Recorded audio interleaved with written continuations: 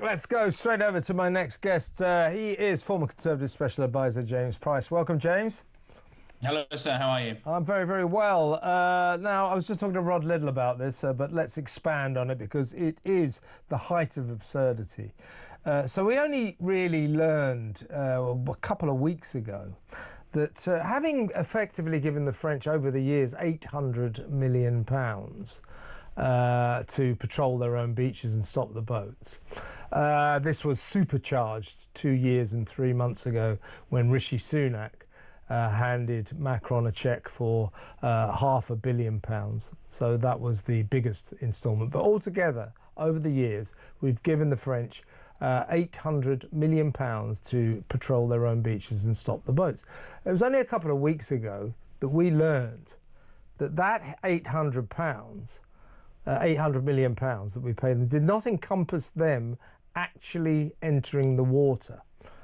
So we gave them £800 million for them to stand on the sand on the beaches and watch the boats leave. So, a couple of weeks ago, I think it was John Healey, the Defence Secretary, was on the media round. This was last weekend, I think. So, well, that's right. It was after the 1,195 migrants came over on 2 Saturdays ago. John Healey doing the round the next day. He's like, yes, it's terrible. It's terrible. We lost control of our borders, no doubt about it. But I've got a brilliant announcement to make. The French have agreed to paddle in the Channel. And then we learn. Hey, whoa! Don't you laugh? They've actually potentially agreed to go as far as 300 meters out to stop these boats leaving. My initial response to that was, well, what about 10.5 miles? In other words, they're half of the 21-mile wide English Channel. Why 300 meters? What about 10.5 miles? But anyway, 300 metres, we'll take it, I suppose. It's better than not going in the sea at all. And now what do we learn? Yes, they've said, yes, we are possibly prepared to get into the sea 300 metres. But that is going to cost you more money. Now, it's like, hang on a second, what was all the rest of the money for? You want more money to paddle in the sea, and it gets worse. Yvette Cooper, this deal was supposed to end next year. Yvette Cooper is keen to extend this arrangement, this agreement with the French until 2027 and is keen to hand them more money. Could you stop the world, please, James, because it's gone mad and I want to get off. This is unbelievable, isn't it? I mean, we're laughing, but it isn't really funny, is it? I mean, the English Channel that has protected us against, the Spanish Armada, against Napoleon, against Hitler, and now we can't even stop a bunch of, inbred criminals from coming over in dinghies, and we're trying to pay in vain the French to stop us, as you say.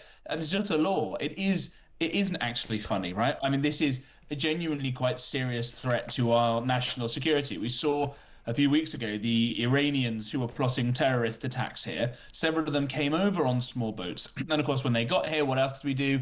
We put them up in migrant hotels as well, and we paid for them to have mobile phones and to have hot meals and all the rest of it, whilst they were sat in those hotels plotting terror attacks against the British people, against all the people who are watching and listening to this program this evening. This is absolutely insane. And I take people back to Dominic Cummings, who may not be everybody's cup of tea, but in my experience of working for him, was right about pretty much everything.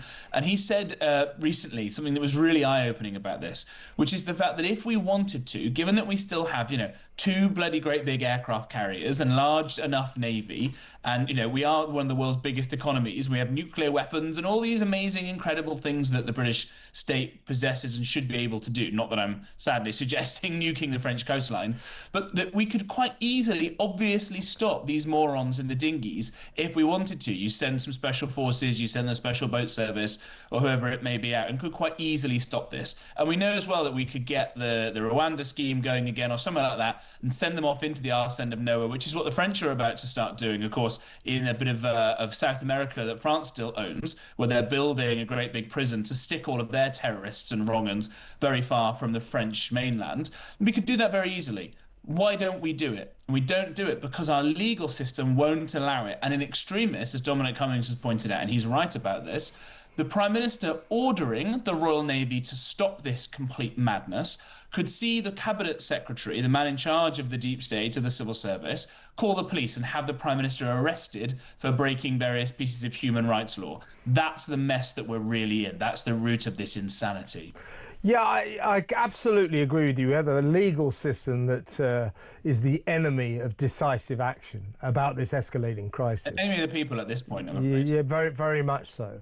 But we also have a government. In fact, we have a House of Commons. It doesn't necessarily only involve Labour politicians. This involves politicians of all colours, all across the House. We have a House of Commons full of MPs who have no resolve about this whatsoever, and rather than confront it in a realistic and difficult way, which is what we should do, they'd rather sort of stick their fingers in the air, go la la la la la, let's worry about human rights, they're human beings, and so on and so forth. Well, this country is full of human beings, they're called British citizens, and their safety is being put at risk by this ongoing invasion of the unknowns. We don't know who these people are.